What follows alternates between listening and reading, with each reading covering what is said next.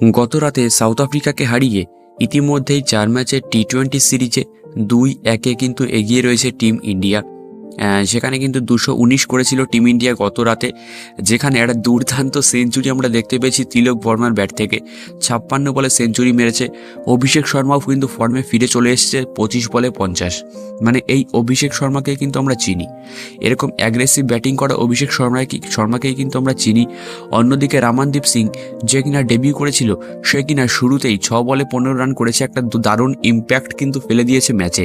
তো যাই হোক, ইন্ডিয়ার ইনিংসটা কিন্তু 219 রানেই থেমেছিল।